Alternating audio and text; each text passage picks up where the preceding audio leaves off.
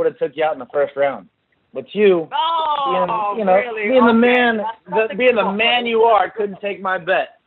What bet? I'll finish you. You know exactly what bet I'm talking about, Mike. I put it on the table. Bet? I have no idea what you're talking about. You're too pussy to take it. I'm too pussy to take it. Yeah. Just like I'm too pussy to take on your fucking lanky ass on a 2-week notice. Nothing about you scares me, mate. I will fight you. I will bet you. I will do whatever you want to do, mate, in any competitive arena. And I have no idea what kind of bet you are talking about. I don't even think you know. You don't know what you're talking about. I bet you for your purse. I bet you to switch purses. I bet you my whole purse if I couldn't finish you in the first round. You know exactly what I'm talking about. You probably will want my purse. My purse is at least double yours. I'll be making a lot more than you on this fight. I'll be making a lot more than you. I don't think so. I'm pretty damn positive about that. All right, buddy. All right, cool. Well, you be positive, but I'm sitting here in a 5-bedroom mansion, pal. You sitting your little shit in your apartment. All right, next question. All right, thank you for all of that. Dominick Cruz, this is a trilogy fight that's 5 years in the making, but when you're fighting Urijah Faber again, do you have to take the emotion out of the equation, especially, earlier this year he was making accusations against you about accusing you of, body changes you're going through. Does that make that more personal? Does that give you extra incentive in this fight, or do you have to take all that emotion out of it for when you're fighting Faber for a third time? No, emotion's important to have in fights. I mean, that's part of what fighting is having emotion. It's just about, using it where you need it. And, all the accusations and whatnot, we're just him talking. Accusations? And that's what he does. You look skinny fat. Is that an accusation? Yeah, it pretty much is. Well, it's not. That wasn't the accusation that the interviewer was asking me about. Yeah, look at the same accusation. We're talking about somebody who's coming back from 3 ACL injuries. I trained maybe a quarter of the time in 4 years of anybody else, and I came back and won. So that's all that matters is that I won. I'll be in great shape for this fight, period. And I'll look real good just for you, since you're worried about my physique, Faber. I'll look real good for you when I'm beating you up. I know you stepped it up. You've been hitting the sit-ups. I have seen that. But I'll say this. You should be on America's Dumbest Criminals. I say you got skinny fat with love handles and man boobs, and you go accuse yourself of taking steroids. Then you get best friends with T.J. Dillashaw, who you guys are now best friends. We'll see who stabs who first. It's comedy, bro. Man. Come on, man. Listen to what you said. Look different. And you're getting older. Why would the interviewer ask me about exactly what you said? And now you're trying to twist it and say I accused myself. You're a moron. The things you say just make no sense. I never used the word PD steroids. I said you got back fat and your body is getting old. You can't talk to this guy. He just talks nonsense. Nothing he says is real or has any validity behind it. And for Urijah, is there a lot of emotion going into this fight for you? This was a fight you were originally scheduled to have, 5 years ago, and this is a man you've beaten before. He's beaten you. So is there a lot of emotion going into this for you as well? Oh, man, it's joy. I can't wait. I'm sure he feels the same way. We've been wanting to punch each other in the face for a long time, and going to get that opportunity. And, I feel so good, bro. Honestly, since the last time we fought, I think I've had maybe, 12 to 14 fights, and this is the most prepared I've felt. I feel great, and I hope he's the most prepared he's been, because I want to take out the best Dominick Cruz, regardless of how skinny fat he looks or whatever. I know the mind is there and the technique is there, and I'll be looking to take that head off. And last question for Bisping. Do you think getting this fight on short notice, do you think on any level this maybe gives you an advantage, even though you fought Rockhold before, because Rockhold wasn't originally preparing to face you? So do you think that, there could be some unexpected things you might do in this fight that he might not be prepared for that could give you an advantage? Yeah, I absolutely believe that it's an advantage, to be honest. As long as I've been fighting now, this is the first time I've had a short notice fight, and I wish this happened to me longer, because I would realize I don't need these long, drawn-out 8-week camps. I mean, I've done this my entire life. The technique is there, the skill is there, and the conditioning and the endurance is there. I just fought Anderson Silva for 5 rounds not too long ago. I started training. I'm flying through 5 rounds super easy. I'm going to go into this fight very, very fresh, very strong. After an 8-week camp, it's draining. You lose muscle. You lose strength. That ain't going to happen in this fight. On top of that, I know Luke. We've sparred. You know, listen, he beat me the first time. God bless him, you know. But every fight is different. And it's not like I'm going into unknown waters. I know exactly what to expect. And, you know, the short camp will be beneficial, believe you me. Thank you, everyone.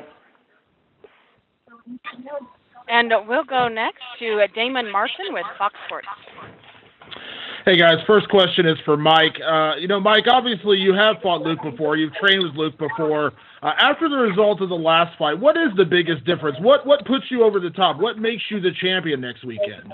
Well, listen, and you know, the first round we went out, and I was getting in and out. I was landing my right hand, I was landing some kicks, and I was too fast for him. You know, that's what forced him to try and get a takedown on me, and then he headbutted me, and, you know, that was obscuring my vision a bit.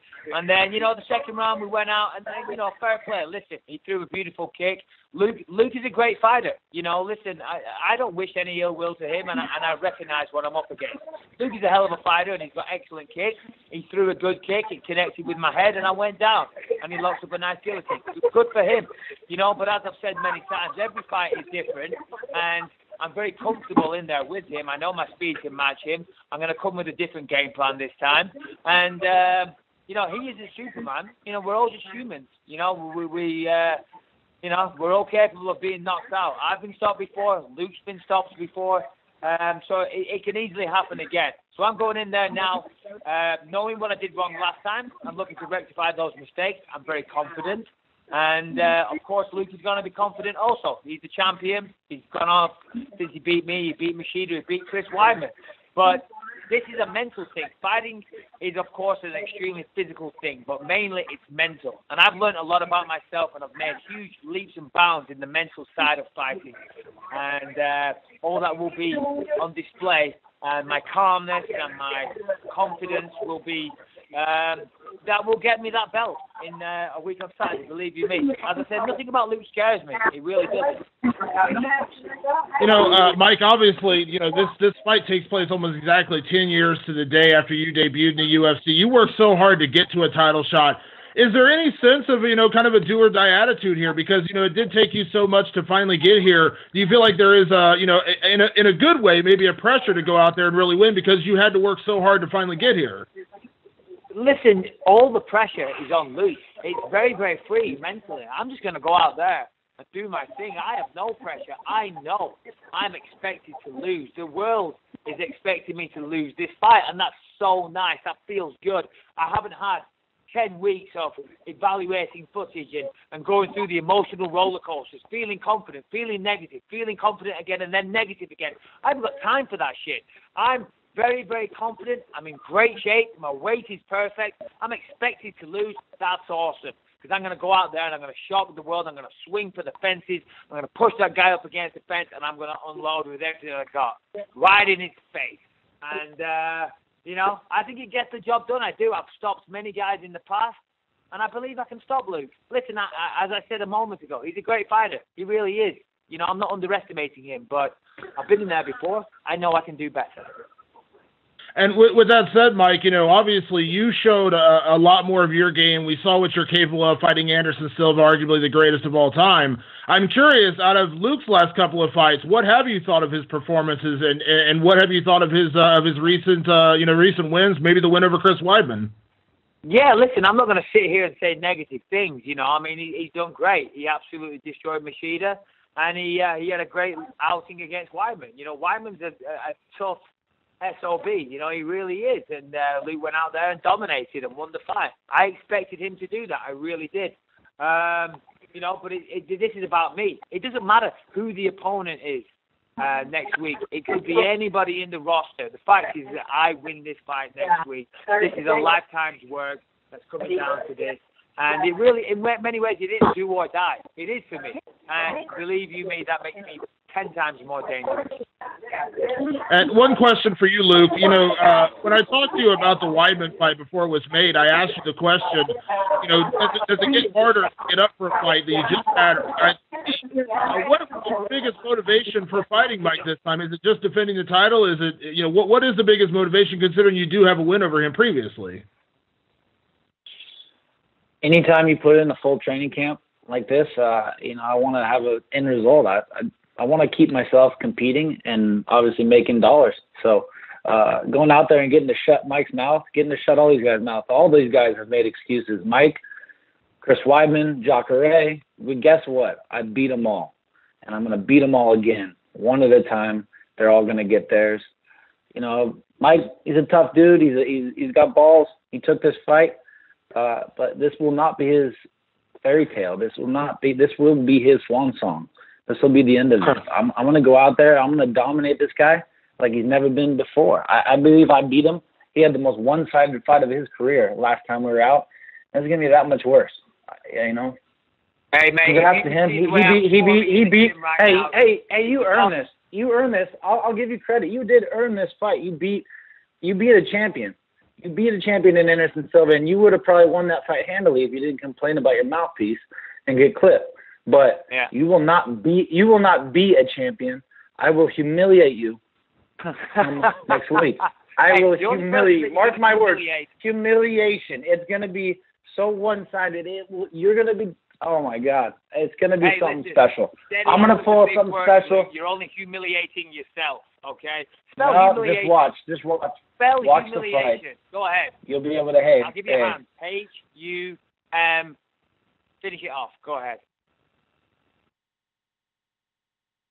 Thanks, guys.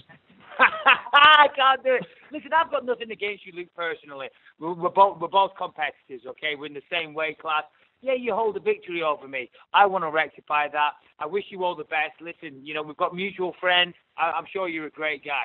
But for me, I have to win this belt. I have to beat you. I get chance of redemption.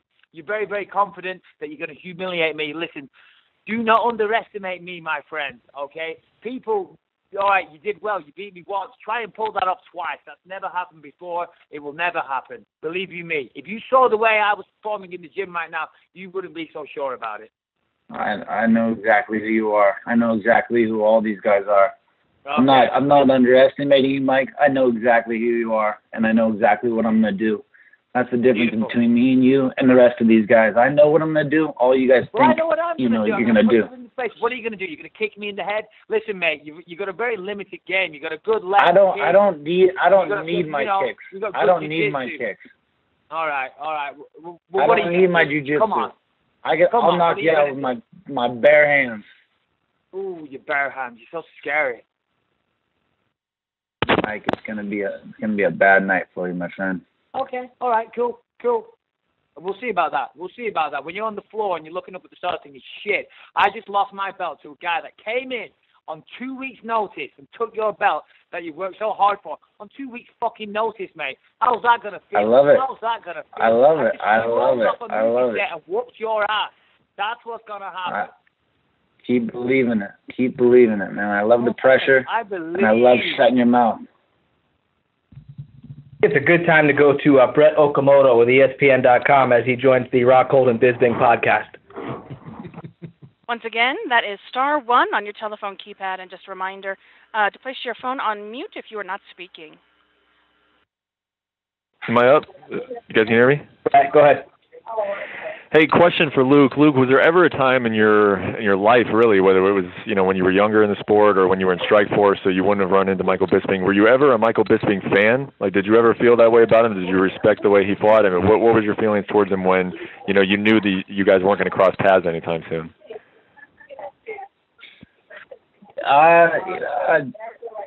He's a clever cat. He gets you excited to watch his fights, and he fights with heart. He fights with heart, and he goes out there and fights for the best of his ability.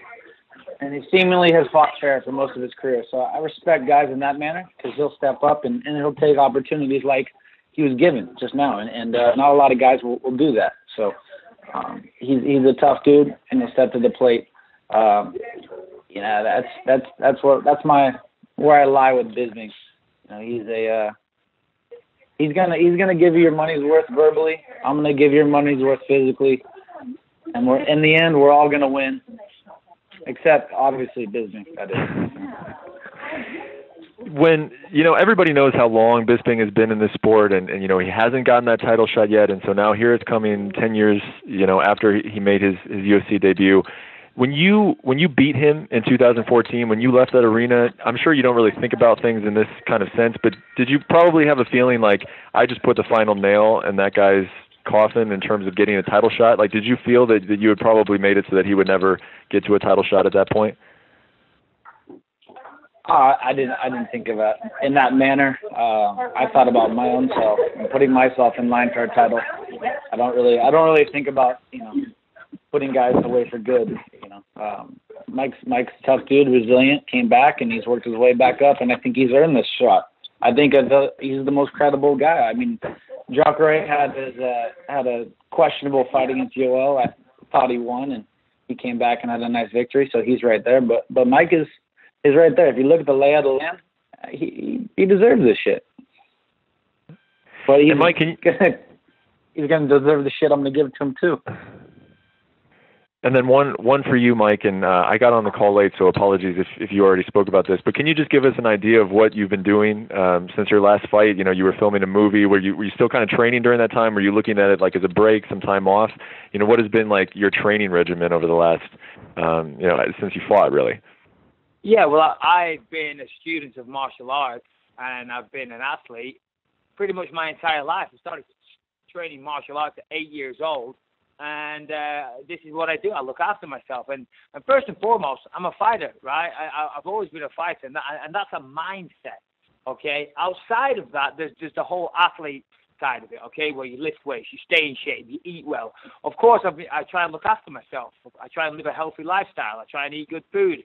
I try and have early nights. Of course, I'm a young man, and I fail at that sometimes. But, for the most part, I've been looking after myself. Yes, I was filming a movie, but being a vain, arrogant bastard that I am, I wanted to make sure I looked good. So I was running every day. I was lifting weights. I was working out with a striking coach up there called Jorge Blanco, who trains GSP and Rashad and people like that. So I've been doing some jiu-jitsu up there at Grant's MMA. So, I've been looking after myself. I've been taking over. I got this shot, and listen, I'm as surprised as anybody, but the muscle memory is there.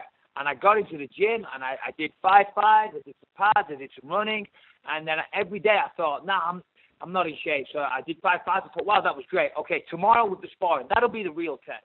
I did the sparring. Wow, I'm like, great, amazing. I thought, no, the circuit training will be the real test. And I breathed through the circuit training. So believe you me, my weight is right where I want it to be. My condition is fantastic. I'm performing better than ever. I've got more snaps on my punches. I'm hitting harder. I'm stronger than what I normally am after an 8-week camp. So, listen, write me off all you want, Brett Okamoto, but I'm here, buddy. And listen, not everybody has been able to build themselves up to number one contender once. I've done it 4 times, okay? And that speaks volumes about my testament, my fighting spirit, my determination. And this is my time. This is my time, believe you me. I'm going to go out there, and I'm going to take it with both hands. Yeah, and you've said that consistently. Like, even after the loss to Rockhold, if I'm remembering the press conference correctly, of course, guys were asking you, where do you go from here? What's the next step from here? And you were still talking about a title at that point. Did you feel like a lot of people were writing you off at that moment? Like, this is the fight that a lot of people are going to give up on me as a number one contender. Did you get that sense from people? And if so, how did you get it? Do you think I sit there at night and wonder about what fucking so-called journalists in the MMA world like yourself think about my career? That doesn't happen, my friend. I lost the fight. That's the way it goes. Luke's a tough son of a bitch. He was the Strikeforce champion, You dust yourself off and you say, right, I'm going to get back in the saddle and work my way back up. And that's what I did. I went and took out 3 worthy opponents. Anderson Silva, the greatest of all time. Only person to beat him was Chris Weidman, and that's because Anderson was messing around. So listen, here I am. I don't care what anybody else thinks. The results speak for themselves, and here I am in a world title fight, and it's right there. All I've got to do is go out there and take it next Saturday. Appreciate it. Thanks, guys. Best of luck to both of you. And we'll go next to Jack Encarnacio with Boston Herald. I had a question for all four gentlemen. I wanted to start with you, Dominick, and ask the same question to everybody. Dominick, when's the first time that you recall feeling a dislike for Urijah Faber? Well, the first time I met him through a guy that is in the UFC still, Eddie Wineland. It was all the way back in 2007, and he just had a smug arrogance about him right from the start and just didn't like him. And he probably felt the same about me, and it just never really stopped from there. How about you, Urijah? What do you remember as the first time you thought negatively about Dominick? I was honestly, I always tried to treat everyone with respect, and the first time was when I was signing those posters that we give away to people, and I just opened my new gym. I just had some guys that had gone and spray painted all over the building, and I was irritated by that. And then we get these posters that we take home, we give away to charity and give away to military and stuff like that. And Dominick had been signing his name over my face. So I just was like, yeah, this guy's kind of a little punk, and I just left it at that. And I honestly didn't think too much about him other than that first thing, and the fight was a short one, and moved on. Thanks very much. How about you, Mike? When's the first time you remember thinking negatively about Luke? I know you've been calling him out to get to that title, but even before he had the gold, we heard some stuff. What do you remember? No, listen, I don't really have negative things about Luke to say. Listen, he came down and helped me train one day, and we sparred, and then, I made some off-the-cuff remarks, about it, and, all right, I shouldn't have said it, but I was only joking, in the cold light of day, I did come across as a bit of an arsehole, and Luke got a bit upset about it, and I understand it, and then from there, listen, we're as competitors, when you're going to fight somebody, of course it becomes personal. So if I'm going to fight somebody, I'm going to fight them. You know what I mean? And that means, being aggressive in my persona, in my abilities, everything. I don't lie in bed stewing about the guy. I don't wish ill will to him. All I want to do is win the fight. I'm a competitor, and just like Luke, and since then I've seen him around on FS1, on Fox Sports, working on UFC Tonight and stuff like that. Listen, I don't hate this guy. I don't hate anybody. I've got a good life. I'm just a fierce competitor, and that's all I need to be. So, I don't have no negative thoughts about Luke. He's a great fighter. He's a solid champion. He's had a great career, and I've watched him fight, and, he's a formidable opponent for sure. But I believe in myself. That's why I took this fight on 2 weeks' notice. I'm not here for a payday, for a title shot. I want to win this. When they came to me, and I was like, 2 weeks, damn right I can do this. I'll fight anyone, anytime, any place. That's the way I live my life. That's the way I've always been. And that's the way some of these other bitches in the UFC roster need to be also. And how about you, Luke, finally? When do you remember the first time feeling bad thoughts about Mike Bisping? As far back as I can remember, I've always thought of Bisping as it's been enjoyable, it's been funny, clever. Come on, Luke, he's a dick. He's a funny, clever dick, and that's what he is. It's about to a T what Michael Bisping is. He's always shooting himself in the foot a little bit with the words he says. Comes out of his mouth and things he says, and that's him to a tick. To a T. I'm a dick that's gonna whoop your ass in 2 weeks, though, buddy. You're gonna dream about it. That's about as far as you're gonna get to winning. Alrighty. How's that long camp treating you? That hard, grueling long camp. I'm coming here fresh as a daisy, buddy. Fresh. You keep telling yourself that. Hey, Michael, I'm energy, man. I can't wait. I'm about to show you and the rest of the world how far apart I am from the rest of the pack. I'm in a different dimension.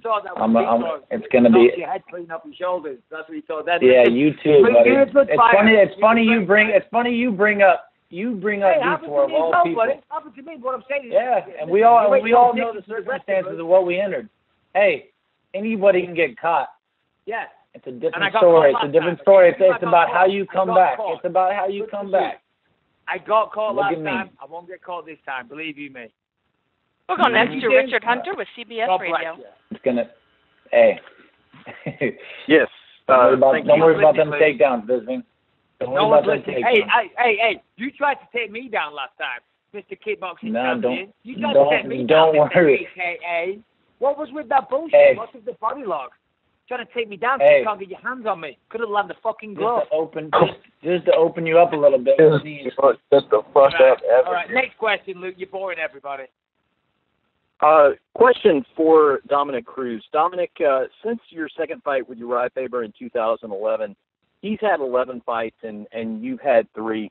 Despite the injury setbacks that you've dealt with, is there an upside to this in terms of the fact that maybe you're fresher than you would have been had you been keeping up a busier schedule over the subsequent years, do you think? I mean, really, it doesn't really matter about how many fights I've had because I've had good fights and I've fought the best guys in the division every time I fought. So I know what I am. I know what I'm capable of. I know how I mix things up. I know the things that I'm good at, and I know I'm better than him. So it doesn't matter how many fights he's had because the ones that could have gotten him a title, he lost, or anybody in the top 5, he lost, or anybody in the top 3, he lost.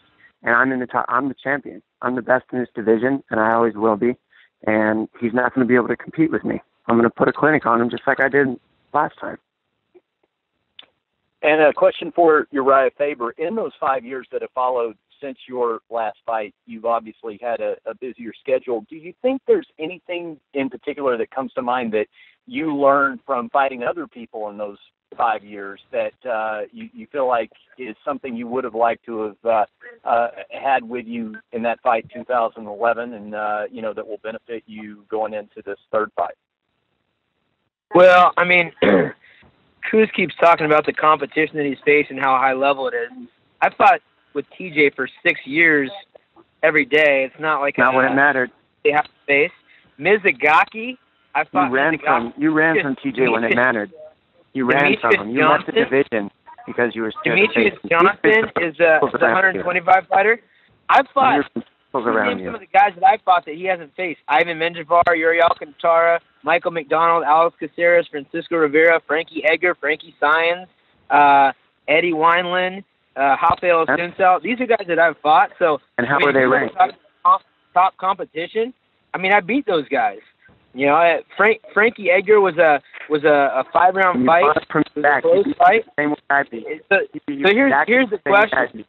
Has Dominick changed much? I don't think he's changed much. He looks good still. He hasn't skipped a beat. I don't think he's leaps and bounds above what he is. I feel like I've put a lot into my game. I feel like I'm excited for this fight, man. I haven't been excited for a fight like this in a long time, and I always try to get myself up for fights. But you know, when you're the bigger name in most competitions, and it's always you're the favorite, you're the bigger name. That's the reason I didn't like until 7. It's an interesting psyche to get up for. When you've got Dominick Cruz, who's been getting on your nerves for 10 years, a guy that you feel like you could have very easily got the nod for the last fight time we fought, a guy that's very elusive and hard to hit, but I didn't have any trouble hitting him. I get excited for that. Oh my gosh. No trouble hitting me, man. You missed so much. And I'm going to make you miss again. So much. Dude, I hit you. I did damage. When you hit me, I mean, we saw your highlight video you put on your Instagram. That was your highlight video, dude.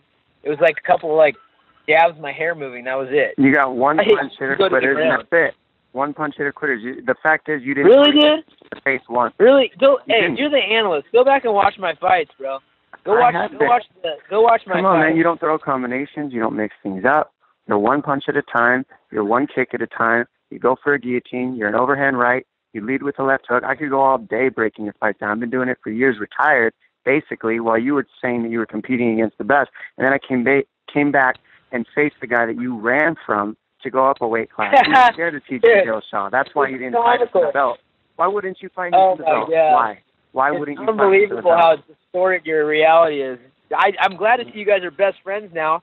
That's fucking common. I don't like that guy. Yeah, I'm not his friend at all. The point is you're trying to switch it up. But why wouldn't you fight TJ for the belt? If you faced him already, why not face him?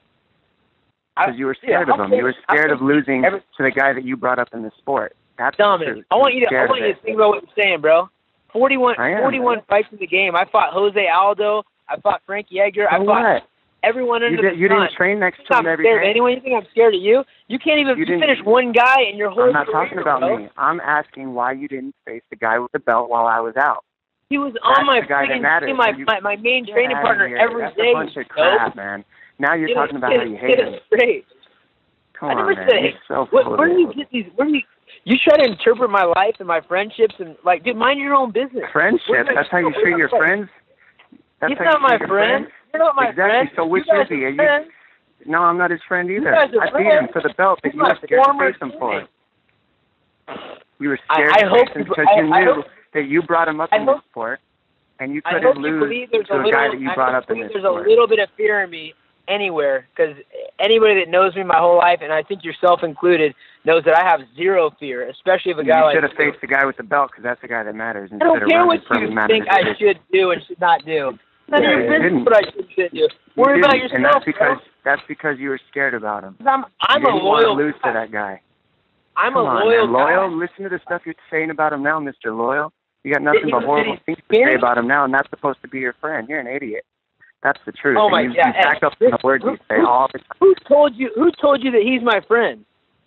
You have. You've been saying that this entire interview, how he's your teammate and your friend, and now you're saying he's not. I said he was my main training partner. What I'm saying, here's the one reason why I said that you back up on everything you say. You say something and then you deny it. That's what you do. Because you look skinny fat. The reason I said you have love handles. What are you talking about? I didn't even talk about that. The reason why you're a little saggy. Subject again. Because you have talk about what? The reason I said TJ looks skinny is because he looks skinny. Why don't you just mind your own business and prepare for a fight, dude? I don't even know how you're switching the subject like that, like it's a trip. Like switching what subject? Trip, you're just all over the place, man. All right, guys, I'm gonna jump in here. We're gonna take our final question of the day from Jorge Mundaca. Go ahead, Jorge. Hi, thanks so much, Michael. We've talked about it a lot. It's been almost 10 years since you won tough. You had that great victory against Henderson Silva just a couple of months ago. What made you want to come back and take this fight? What was in your mind when you got the phone call and you said, you know what, I'm going to take this fight. I don't care. Listen, just for clarification, I didn't get a phone call. The UFC got a phone call, and I said, if either of those pussies can't make the walk in 2 weeks, you know where I am. So that's how it went down. My confidence has never been any higher. I've never been performing any better. I'm still learning things about myself mentally in the fight game. I used to get too emotional. I really did. And when you're emotional, when you're angry, when you're frustrated or in a manic state of mind, you're never the best version of yourself. So how can you be fighting at your best if you're too emotional? So these days I'm much calmer. I'm much more in the moment, and just seeing everything come at me. So listen, I made huge leaps and bounds in the mental area. That's what allowed me to defeat Anderson Silva. And as I say, never been more confident. Luke's a great fighter. He really is. But he owns a victory over me. Obviously, that pisses me off. I want to rectify that. And, of course, he's the champion. So why wouldn't I want to fight the guy? Why wouldn't I want to do that? All these people talk about wanting to fight for the belt, but then they're handed it on a silver platter, and they say no. Jack Ray had a bit of a torn meniscus, okay? You can still fight with a torn meniscus, okay? So, but he said no. Jack Ray, whatever, great fighter, but didn't want the opportunity. All he had to say was yes, but he said no. And there you go. So here we are. I've got the shot, and believe you me, I think I'm going to be the world champion next week. And a question for Luke. Luke, you go from one rematch to a different rematch. How do you change your mind frame from going to Chris to Michael now? What have you had to change in your training and your mind frame? What are you doing differently now than you did a couple of weeks ago when you were set to fight Chris Weidman? I'm doing nothing. I don't care what any of these guys are going to do. I care about what I'm going to do. It's not that much of a stylistic change for me. It's less pressure, gives me more time to set up my shots and pinpoint and put this dude away. I think Weidman potentially could have got put away earlier. He rushes forward. He gives himself up sometimes and overcommits. Or Bisping is going to be a little more reserved. He's going to try to be tricky. He's going to give me that distance. He's going to try to push forward and close, of course, but that just plays right in my hands. So, it's both orthodox, both decent stand-up. I'm going to go out there. I'm going to put Weidman is slow. I am fast. That is a big, big difference here. Weidman's like he's moving through molasses the whole time. He's the slowest guy in the middleweight division. He can wrestle. He's strong. He's got a good chin, but he's slow as hell. And speed kills. Agreed. But, that's exactly. Speed kills, and that's what I'm going to have to showcase. Speed, timing, distance, power. I'm going to show it all. I'm going to put it on you. It's you're tough. You fight to your ability, but your ability is nowhere near my ability. It's going to be a bad night. Hey, listen, Luke, and that's what makes it a fight. You think you're going to win?